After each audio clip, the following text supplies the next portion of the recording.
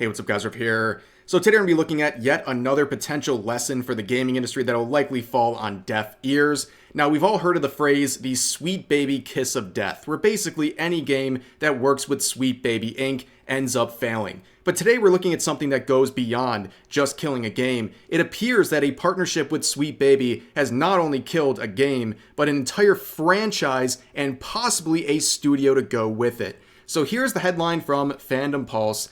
Sweet Baby Inc. infected Reflector Entertainment admits Unknown 9 Awakening was a failure. Now, this is actually pretty surprising. It's rare to see a studio just straight up say their game was a failure. I mean, we see Firewalk Studios all the way to the end patting themselves on the back for Concord despite being one of the biggest failures in gaming history. But Reflector Entertainment has come out and just straight up said, yeah, our game failed. And really, there's no way else to describe it. Unknown 9 Awakening was a failure for many different reasons. It came out with the typical DEI chin, the crimson-chinned female model as the protagonist. And also this game was very poorly marketed. A lot of people didn't even know this game existed until it was already live and ready for purchase. And the numbers really reflect that. This is absolutely terrible. 10 in-game players right now, and this game has only been out for a few months, and you can see the review rating of 35%. People genuinely hated this game. Not many people gave it a chance, but when they did, the ones who played it actually hated it too. And the numbers are just horrible. Right now, like I said, 10 players right now. The 24-hour peak is 18 players, and the all-time peak, which was right on release, was at 285. And a lot of those people out of that 285 were just checking this game out of morbid curiosity because they got the game for free. I believe it came with a PC part bundle, and a lot of people discovered the day after release that, oh, I had this as a part of the bundle, I'm going to check this game out. And it was just really morbid curiosity, and a lot of these people played the game for 2 seconds and said, yep, that's enough. So numbers like this are abysmal for any game, but for a game that clearly had a high budget and was working with Bandai Namco, this is just inexcusable and something that is really, really bad. A reflection on the modern audience and what happens when you appeal to that sort of a group. Now, there's something very interesting about Reflector Entertainment, the studio that developed this game. They were acquired by Bandai Namco a few years ago, and the goal was to basically make an entire franchise out of Unknown 9 Awakening. And that has a very shocking parallel to what Sony did when they acquired Firewalk Studios a few years ago with the intention of making Concord a transcendent piece of media that was not only going to produce games, it was also going to produce shows and movies and novels and what have you. It's supposed to be an entire franchise. And we're seeing basically the same thing happen here with Reflector Entertainment, and it's backfired absolutely horribly. And if you look at their website, they still have this on here. This is the entire story world, or the intended story world of Unknown 9. You can see they had a video game that they already released, but they're also going to make a comic book and a scripted podcast and a novel trilogy and a web series. Like, it's absolutely insane. They had such ambitious goals for Unknown 9, and it crashed and failed on its first step. It's amazing that Bandai Namco thought purchasing Reflector was going to be a good investment on their behalf. And if you look at Reflector Entertainment, it's not too surprising that they are big on DEI. So you can see this right here. They have a diversity and inclusion committee. This is posted right on their website. It says this employee-run committee's mission is to raise awareness and accountability about issues related to diversity and inclusion. Its goal is to promote dialogue and action to ensure diversity remains a priority and asset across all of our company's endeavors, which now is going to be how to handle layoffs because of how badly Unknown 9 Awakening failed. But you can see here that they are a member of the Canadian Center for Diversity and Inclusion, and they are also based out of Montreal. Now, anytime you hear a company really based in Canada, but especially in Montreal, you almost have to assume they are partnered with Sweet Baby, and that's exactly what happened with Unknown 9 Awakening. They posted this as an entry for the Shorty Awards, and you can see in the entry credits, ding, ding, ding, David Bedard and Kim Belair, the co-founders of Sweet Baby, that is prominently displayed right here for everyone to see at the beginning of the entry credits. It is a very, very weird thing to see these companies continuing to work with Sweet Baby. Now, when Sweet Baby got involved with this project, it might have been years ago, but still, the fact that anyone would proudly display that they partnered with this woke consulting firm shows they have no pulse on what gamers actually think and actually want. And as you can see here, Sweet Baby continues to fail upwards. There is a rumor out there that as a result of everything that happened in 2024, all of the disastrous PR for Sweet Baby, it cost them no contracts. They have lost 0 contracts as a result of all of this failure they've been connected to. In fact, it is rumored that they're working on about 30 games. And honestly, I've heard from other sources that the total number of games they're working on could be as high as 70 or 80. It's absolutely mind-blowing how much they continue to fail upwards. They basically destroy every single game they're a part of. Every single game that has their name attached to it fails. They've had studios that shut down after collaborating with Sweet Baby. It's an absolute disaster, and Reflector Entertainment is just another example of that. And yet, the industry continues to award them, and it's absolutely mind-boggling that this still happens. But let's look at the statement from Reflector and Bandai Namco about this whole failure of Unknown 9 Awakening. So here's the official post from their CEO posted on LinkedIn saying this.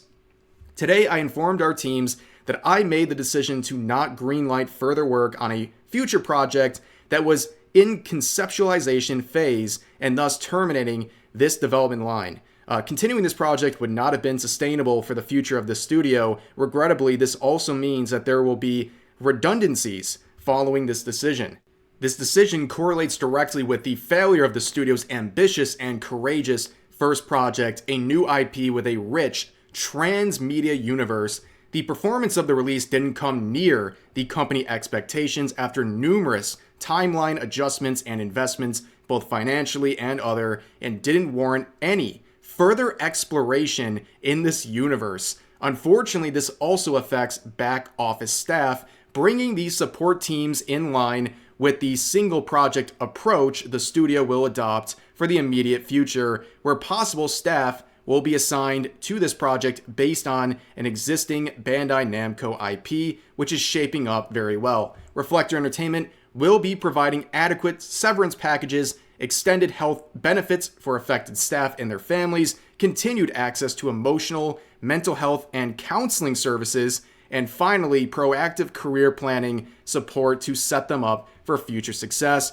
Bandai Namco Entertainment Europe will continue investing on creating Western content for global audiences in line with the group's vision. So yes, quite literally, this company has imploded. The franchise is dead. Unknown 9, the franchise connected to it, it's completely done. They've shut it down. The first installment of the franchise, Unknown 9 Awakening, was such an epic failure. They just said, we're cutting our losses, we're done. And even having to provide all these services and protections for employees who clearly are going to be laid off as a result of this disaster. Now, going back to the Fandom Pulse article here, they also mentioned there was a now deleted blog post where Reflector Entertainment General Manager Marc-Andre Seguin announced the company was reducing their staff by approximately 18% of Reflector's total workforce, saying this. As for why the layoffs were happening, he stated, today's announcement isn't driven by commercial success or external pressures, but stems instead from our current reality, which is that, at this time, we cannot guarantee tangible work for all of the talented individuals we employ. And he added, with the recent release of Unknown 9 Awakening and our 2 key production lines entering the early stages of development, we must make sure that our staff is laser focused on contributing to the projects that wholly benefit from their skill sets. So yeah, there's also a round of layoffs in a deleted post, which is kind of strange, but they are losing approximately 18% of their workforce. And again, none of this is really surprising when a game like that crashes and burns so hard. A game that clearly had a lot of money invested in, millions and millions of dollars, and yet it comes out and peaks around 200 concurrent players. It's just not acceptable, and obviously they're going to have layoffs and cut back as a result of this. But Really, there's multiple factors, but again, you have another sweet baby project resulting in mass layoffs, a game flopping, and possibly a studio facing the end, because this looks really, really bad. And obviously, Bandai Namco is licking their wounds and trying to recover from this horrible, horrible acquisition of Reflector that has not panned out, even in the smallest sense that they had intended when they made the purchase. But speaking of Bandai Namco, we recently quickly covered this, but they're previewing a new game, and people point out that in this game, they have a Type B and Type A type character that used to be your standard male and female, and it appears that everything going on at Reflector also reflects, no pun intended, on Bandai Namco and the woke nonsense they're supporting, or in many ways, I believe, being tricked into believing that people prefer. But in reality, nobody prefers this Type B, Type A nonsense. They just want female and male.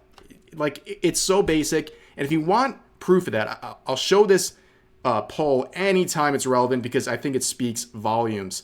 The CEO of CI Games, the creators of Lords of the Fallen, made this poll as a result of seeing complaints about having the Type A and Type B body types in their game. So they said, I'll open up to you guys, we'll make a poll, and whatever wins, we'll go with that.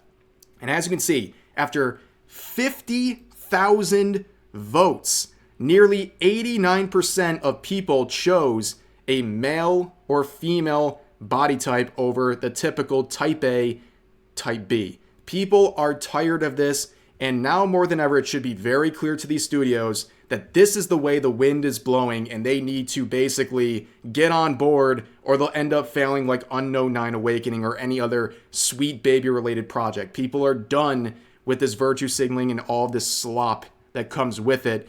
However, some journalists are not happy about this change of direction that's happening in the industry. You can see Rock Paper Shotgun, who I cannot believe is still in existence and still functioning as a website. Who clicks on this other than to make fun of them?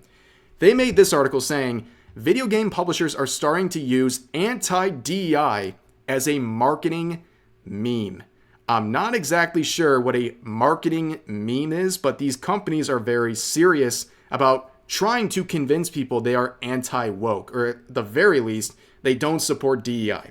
And that is a smart financial decision for them. That's not grifting or a marketing meme. It's just a good set of PR. It's reading the room and understanding how people feel about this stuff and trying to expand the potential of your game. Because a lot of companies just don't see this and they continue to act like fools and implement DEI and all these things, and it's costing them. And it's good to see people actually acknowledging what gamers want, rejecting DEI, and personally, I don't really care if they actually believe this deep down. Like with Lords of the Fallen and CI Games, do I actually believe that they hate DEI and this is something they genuinely believe at their heart is a bad thing? I don't know. But at least they're responding to people. The results are there. We're flushing this garbage out of the industry because finally some of these developers are listening to what people are saying, and they're doing this because they're seeing the failures of other DEI-infested games. Unknown 9 Awakening is an example of that. They're seeing the failure, and they're going, well, that's all I need to see. We are not going to cater to this DEI nonsense.